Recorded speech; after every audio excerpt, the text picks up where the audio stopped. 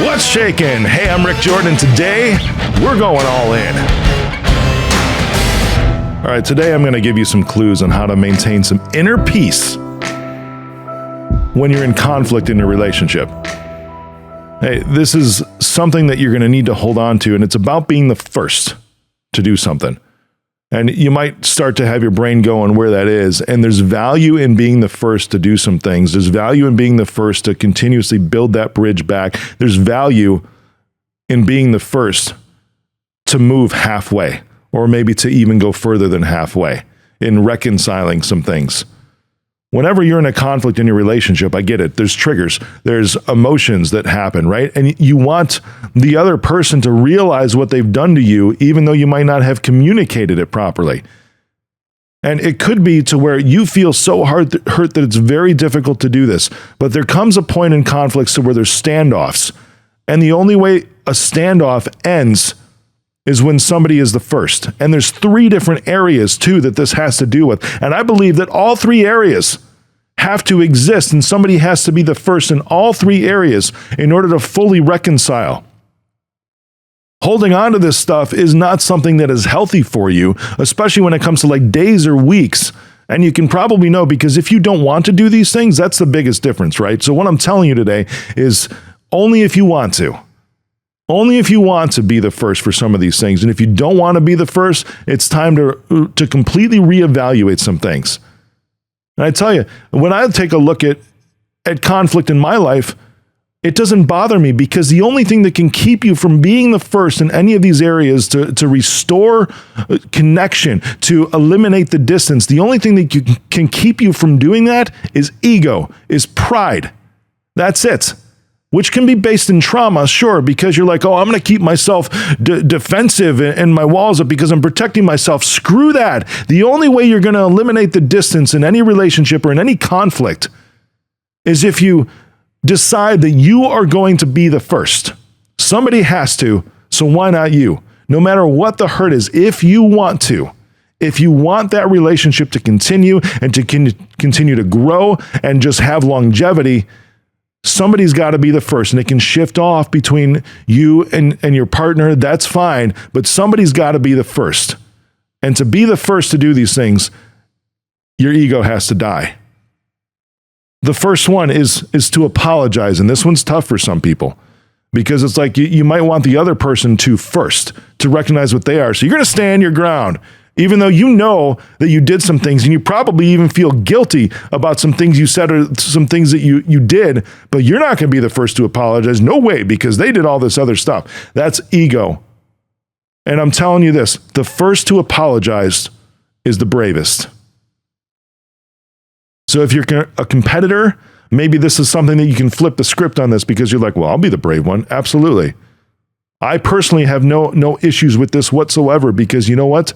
It's one of the first ways, because once you have awareness of that and you really are into that person, or you love that person, why would you not want to say you're sorry? If it's truly the way that you don't want to treat that individual, and you recognize that I just did some stuff that I didn't really want to, and I don't want to. I may suck today. I may be human, and I might do it again, no matter how much I commit to actually not doing what I just did. Regardless, I still did it. So I'm going to be brave, and I'm going to say I'm sorry. I'm going to be brave, and I'm going to apologize. And I'll tell you this, saying I apologize, this is psychological. I got this from Chris Voss's book of Never Split the Difference. Saying I apologize is real. If somebody says I'm sorry a lot, anybody can say I'm sorry. But the I'm sorry is just like words, whereas I apologize is almost like deep feeling, because there's a reason behind it. There's an awareness or recognition of what happened. The first to apologize is the bravest. The next thing that you've got to take a look at is forgiveness. Because after somebody apologizes to you, or after you apologize, it's time to reciprocate. And this is the meeting halfway. This is an easy way to eliminate the distance, because it's like different sides of the coin. It's the yin and the yang. When somebody apologizes, if that's you and you are the bravest, now it's time for strength, because the first to forgive is the strongest.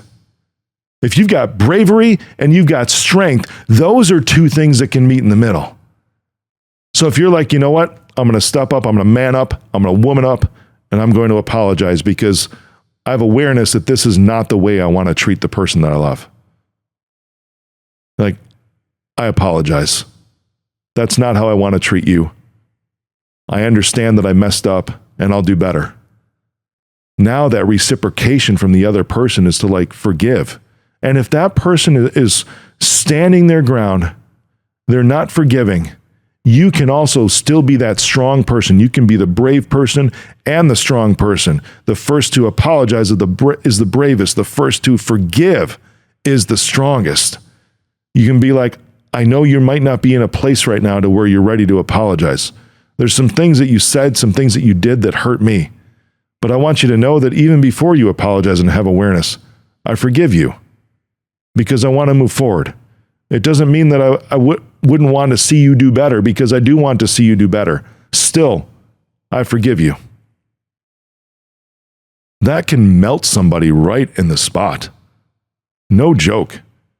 When you forgive somebody before they've even apologized, that completely diffuses any situation. And you know what? They might be idiots in that moment. And let's face it, people can be idiots, especially in a conflict in a relationship. They can be stupid. I've been stupid. And they can be like, well, whatever, I didn't do anything. What do you forgive? There's nothing to forgive. And then that's it. It's like, well, it's okay. Take the time that you need. I just want to let you know, because if that person truly wants to stay connected with you, they'll come back around. They might need 15 minutes. They might need an hour. But I tell you what, anything more than like a time period between like 3 to 6 hours, that's not worth it, friends. If somebody stays upset with you for more than that without trying to at least discuss it and talk about the differences or the disagreements in that area, and they don't come back within 3 to 6 hours, that's something that you're going to have to really reevaluate. You absolutely should, because that person should want to come back to you, no matter how much the hurt is. If they want to continue in the relationship with you, they should come back in under 6 hours to the table to be like, hey, you know what? I recognize some things that I did, but you know what? You hurt me in these areas too. I appreciate your apology, because if you're the bravest, you already apologize and you recognize the stuff that you did to that person. It also diffuses the tension, because it's like there's nothing more for them to say.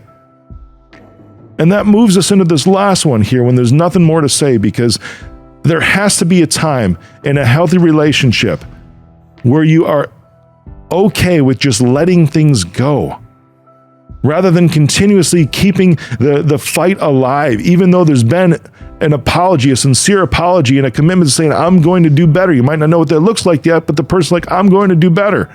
And there's already been forgiveness. When that happens, the first to forget is the happiest. The first to let it go is the happiest. It allows you to come back down and then start the process of repair and rebuild. And that repair and rebuild might take just 10 minutes, or it might take a day.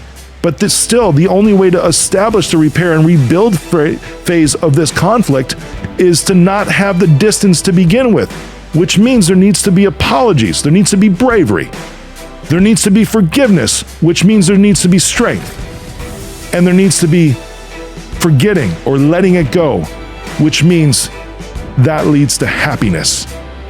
No more distance. This is the best way to deal with conflict, because the first to apologize is the bravest, the first to forgive is the strongest, and the first to forget or let it go is the happiest. Now go out there, rebuild, repair, and have an amazing day.